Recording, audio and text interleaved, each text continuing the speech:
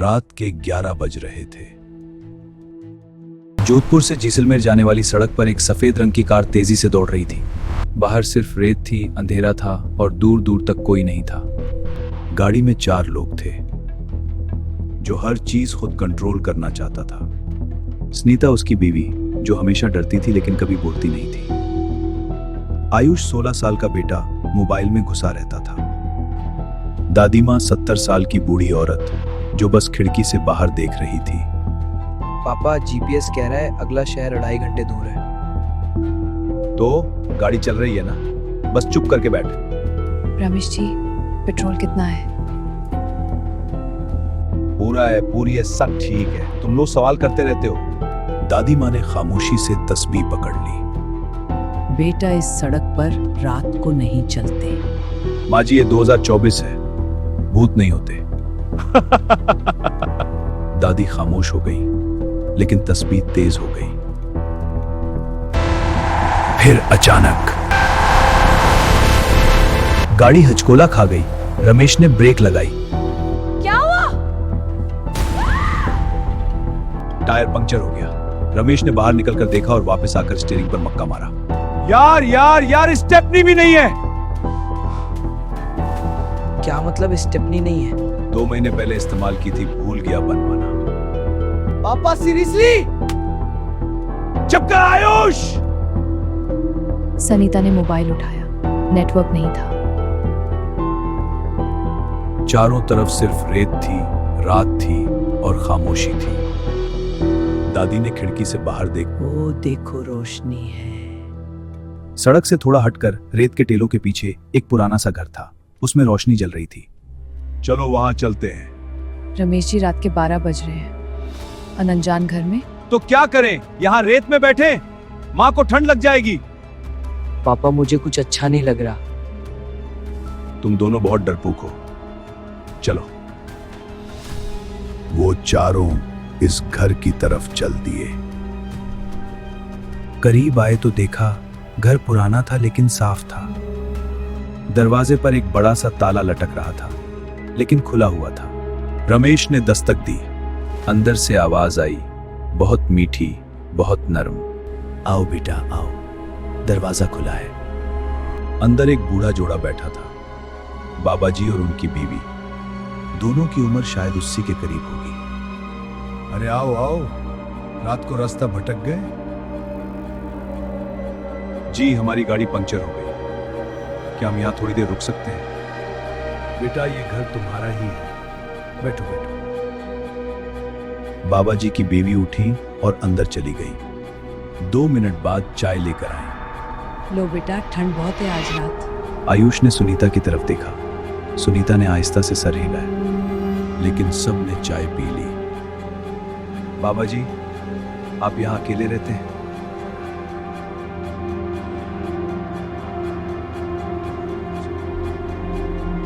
बच्चे नहीं है? बाबा जी के चेहरे पर एक लम्हे के लिए कुछ गुजरा, फिर मुस्कुराए।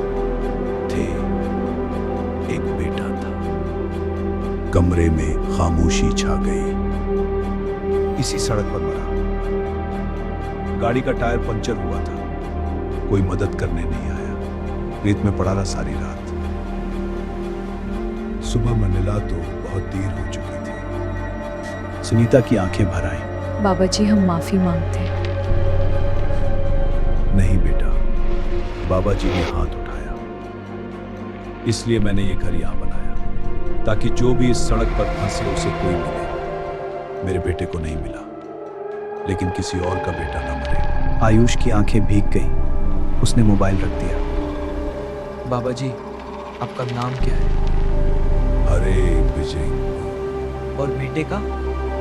बाबा जी रुके, फिर आहिस्ता से बोले, पूरा कमरा जम गया, इसलिए जब तुम आए मेरा दिल भर आया। बाबा जी ने आयुष के सर पर हाथ रखा।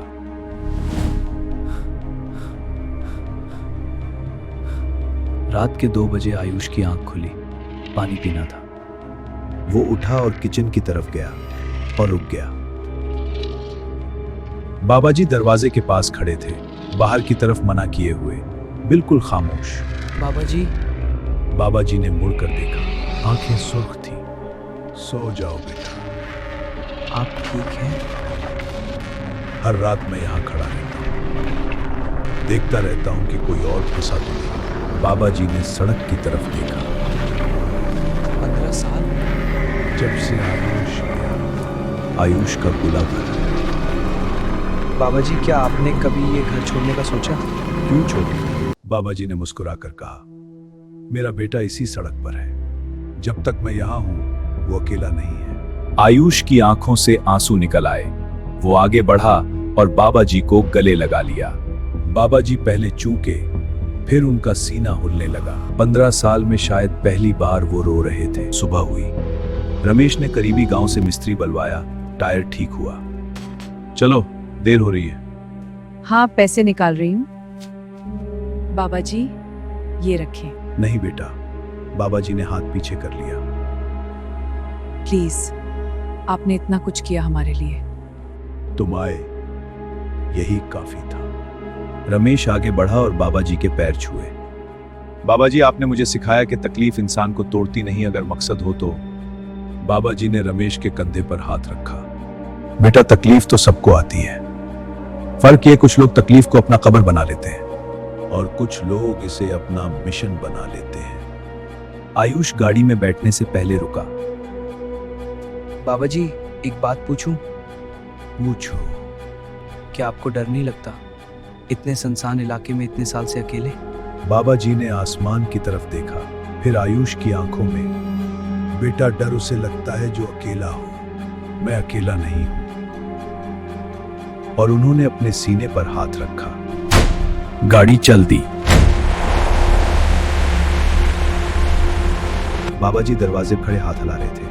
उनके साथ उनकी बीवी भी थी। आयुष ने मोबाइल उठाया, लेकिन इस बार इंस्टाग्राम नहीं खोला। उसने अपने पापा की तस्वीर ली। क्या हुआ? कुछ नहीं पापा, बस आप अच्छे लग रहे हो आज। रमेश के होंठों पर मुस्कुराहट आई। वो मुस्कुराहट बहुत दिनों से नहीं आई थी। हाँ, रमेश बोल रहा हूँ, जैसलमेर पहुंच गया। हाँ, वो वाली बात। मदद चाहिए? ठीक है, मिलते हैं। यार, एनएच पर एक बड़े का घर है, हरिभजन सिंह नाम है, बड़ा अच्छा आदमी है। दूसरी तरफ खामोशी। रमेश, हरिभजन सिंह? जी हाँ, वही। क्यों पूछ रहे हो? बस कुछ अजीब लगा। क्या मतलब? सुनीता ने उसके हाथ पर हाथ रखा। हाँ यार, हरिभजन सिंह का इंतकाल 3 साल पहले हो गया था। इनकी बीवी भी। घर अब खाली है, बंद पड़ा है। क्या कहा? हाँ यार, इनके बेटे की मौत के बाद वो दोनों टूट गए थे। कहते आखिर तक उसी सड़क पर आने वालों की मदद करते रहे। मरने से एक दिन पहले भी किसी फैमिली को रखा था। लोग कहते हैं इनकी रूह अभी भी वहां है, इसी मिशन पर। रमेश ने गाड़ी रोकी। पापा, क्या हुआ? रमेश बोल नहीं सका। दादी माँ खामोश थी, लेकिन उनकी आंखों में वो ताज्जुब नहीं था जो बाकियों में था। जैसे वो पहले से जानती थी। दादी माँ, आपको पता था? दादी ने आहिस्ता से कहा। बेटा, मैंने जब चाय पी तो कप ठंडा था। कमरे में दीप जल रहा था, लेकिन हवा नहीं हिली। और बाबा जी के हाथ जब उन्होंने तेरे सर पर रखा, मुझे कुछ महसूस नहीं हुआ। खामोशी। लेकिन दादी, आपने बाय क्यों नहीं? बेटा, माफ करना, क्योंकि बेटा वो हमें नुकसान पहुंचाने आए थे। वो हमें बचाने आए थे। और जो बचा है, चाहे वो इंसान हो या रूह, उसे डर से नहीं, इज्जत से याद करते हैं। सबक, वो बात जो दिल में उतर जाए। इस रात रमेश शर्मा ने बहुत कुछ सीखा। उसने सीखा कि तकलीफ को मिशन बनाना ही असल जिंदगी है। आयुष ने सीखा कि मोबाइल की स्क्रीन से बाहर भी एक दुनिया है, और वो दुनिया ज्यादा गहरी है। और सुनीता ने सीखा कि खामोश औरत सबसे ज्यादा महसूस करती है, लेकिन इसे बोलना भी चाहिए। रमेश ने वो पुरानी स्टेपनी बनवाई जो 2 महीने से रखी थी। उसने एक नोट लिखा और घर की दीवार पर लगाया। हर बंदा जो तुम्हारी मदद करे, उसे पहचानो, उसे याद रखो, क्योंकि नहीं जानते वो किस जहान से आया हो। और वो सफेद कार राजस्थान की इस सड़क से गुजरी तो रमेश ने हारन बजाया, बगैर किसी वजह के। बस एक शुक्रिया, जो आज भी वहां खड़ी, हर रात, हर मुसाफिर के लिए।